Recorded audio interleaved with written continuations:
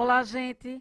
Hoje nós voltamos com a unidade 3. Nós vamos iniciar o segundo bimestre e nós vamos falar sobre o continente americano. Serão 4 aulas destinadas a esse conteúdo. Essas aulas serão divididas em aula 1, 2, 3 e 4. E hoje nós iniciamos a nossa aula falando sobre o continente americano. Eu sou a Ana Menezes, professora de Geografia, e desde já nós começamos o nosso capítulo pelo tema 1, falando sobre a regionalização da América. A América, ela tem suas características, e a característica geral dela é que ela é o segundo maior continente do mundo. A título de localização, ela é localizada no hemisfério ocidental, ou seja, totalmente a oeste do meridiano de Greenwich. Nós encontramos os limites e para isso fica mais fácil nós entendermos através da imagem. Nós temos os nossos limites da América, está aqui ela, todo o continente, do qual ao norte nós temos o Oceano Glacial Ártico, ao leste nós temos o Oceano Atlântico, ao oeste nós temos o Oceano Pacífico. Então é um continente que é cercado por 2 grandes oceanos.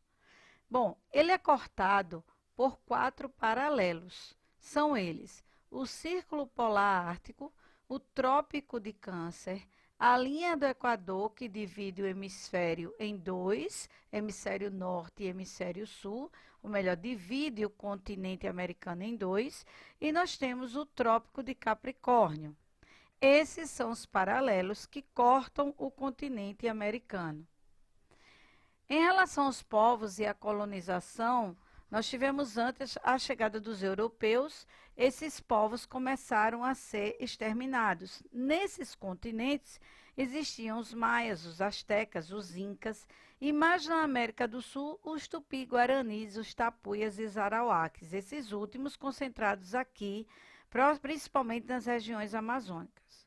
Já os incas, os maias e os astecas, eles tinham uma divisão, uma forma de organização cultural e social bastante interessante. Porém, não fugia a também as formas que eram encontradas com os indígenas aqui na América do Sul. Como, por exemplo, eles viviam da caça, da pesca, da coleta de frutos e também dos vegetais.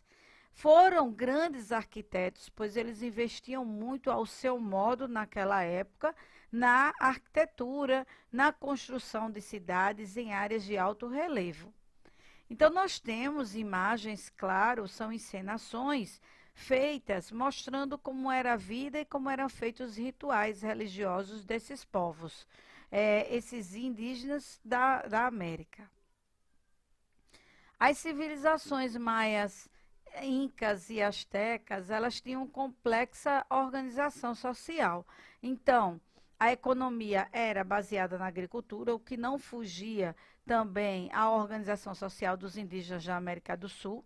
Mas nós tínhamos os rituais muito ricos, né, feitos. As cidades tinham um comércio estruturado, eles tinham um amplo conhecimento na arquitetura, e por isso nós encontramos ruínas de cidades maias, astecas e incas belíssimas, que hoje servem como roteiro turístico. Eles tinham um grande conhecimento na matemática e também na astronomia, além das técnicas que eles utilizavam para derreterem, né, o ouro e a prata e fazer alguns utensílios utilizados por eles. Aqui mais uma imagem de um ritual religioso que era feito naquela época. Bom, atualmente a América ela é constituída por países independentes, né? Os territórios eles eram pertencentes a outras nações. E aí nós encontramos a regionalização da América. E ela é feita com base em alguns principais critérios.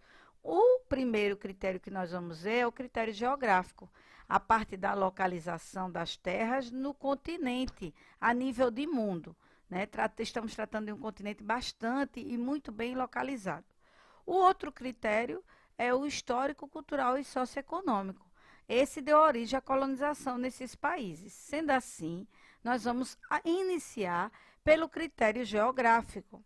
E esse critério, ele dividiu, né, esse continente em 2 grandes massas, que eram interligadas através de uma pequena, estreita faixa de terra entre o Oceano Atlântico e o Oceano Pacífico.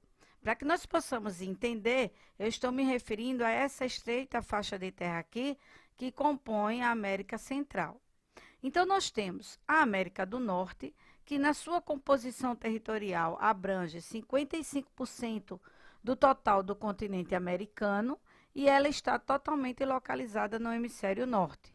Já a América Central só compõe 2% da parte continental. É responsável por interligar a América do Norte à América do Sul.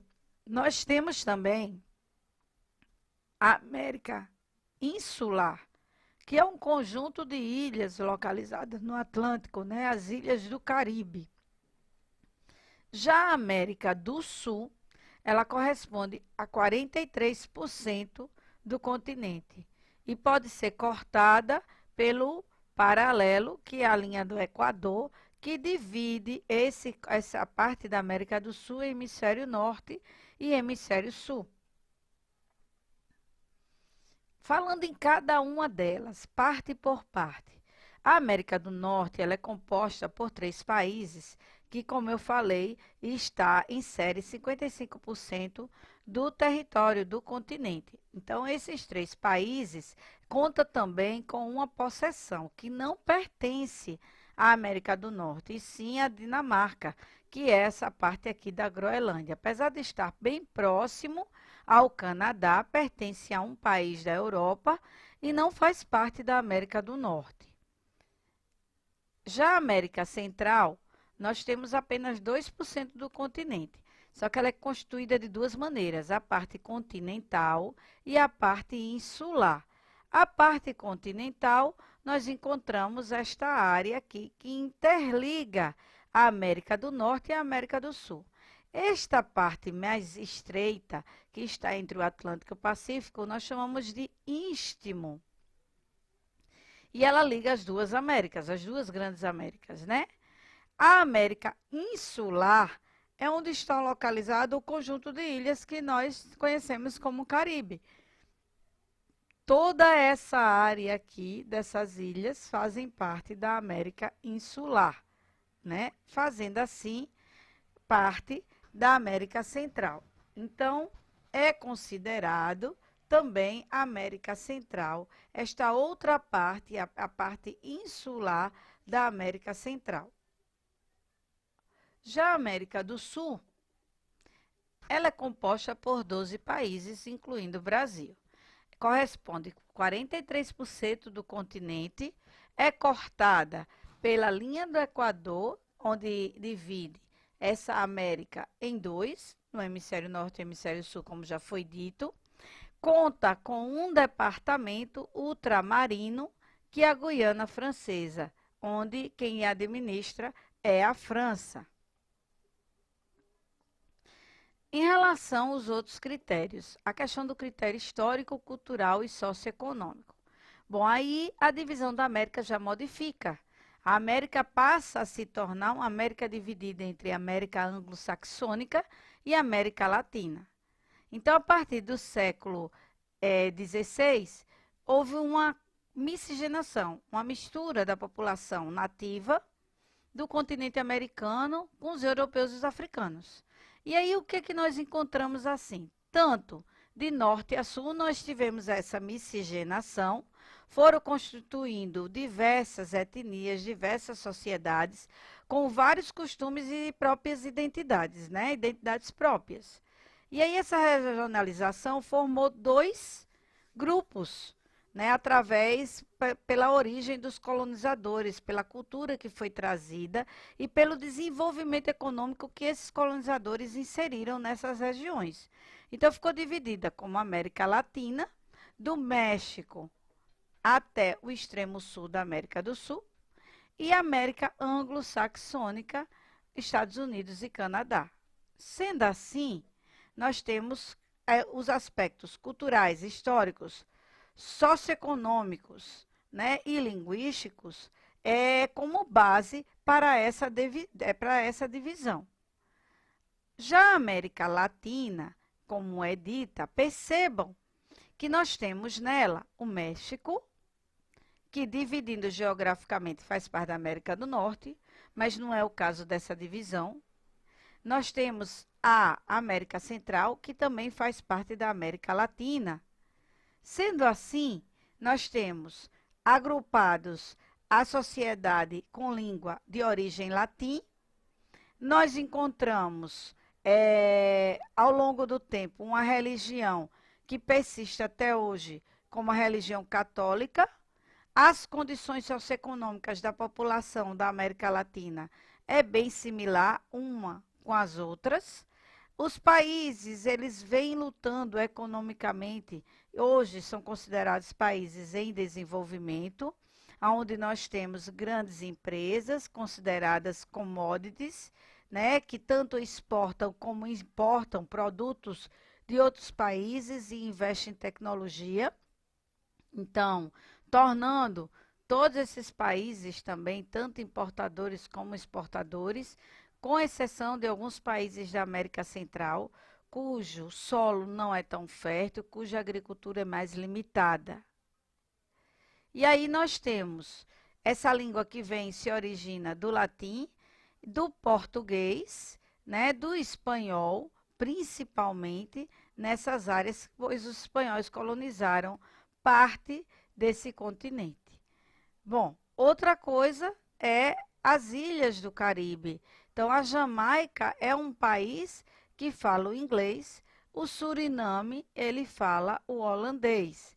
Então, para vocês terem uma noção, há uma diferença entre as línguas localizados em uma única América, que é a América Latina. Então, são países de língua de origem latina.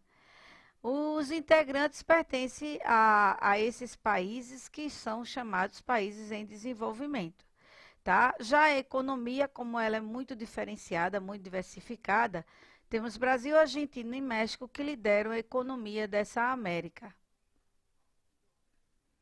No caso da América anglo-saxônica, composta pelo Canadá e os Estados Unidos, nós temos o mais desenvolvido, a questão econômica e social. Os colonizadores que chegaram vieram do Reino Unido, né, e influenciaram os povos europeus e latinos. Nós tivemos aqui o que nós chamamos de anglo-saxão, que designa a descendência do povo germânico. E aí houve a fusão entre os anglos e os saxões, e ali eles se fixaram na Inglaterra e seguiram para os Estados Unidos e Canadá no século V. Bom, esses colonizadores, eles vieram, né, e ocuparam a porção leste do Canadá, voltado para o Oceano Atlântico, e nesta parte a França vem e coloniza também, fazendo com que o Canadá hoje tenha dois idiomas oficiais, o inglês e o francês. Quais são as diferenças entre essas Américas? A América anglo-saxônica e a América Latina. A América anglo-saxônica predomina a língua derivada do anglo-saxão, inglês antigo, né? Já a América Latina predomina o português e o espanhol, a língua portuguesa e espanhola. A colonização de povoamento na América anglo-saxônica, nós tivemos uma divisão de terras, onde as famílias trabalhavam livres, eram assalariadas, as pequenas propriedades produziam bastante, várias coisas ao mesmo tempo, dando origem à policultura. Era voltado, tudo que se produzia era voltado ao abastecimento do mercado interno, não faltando alimento para ninguém, né? E ali havia uma ocupação para a criação de animais.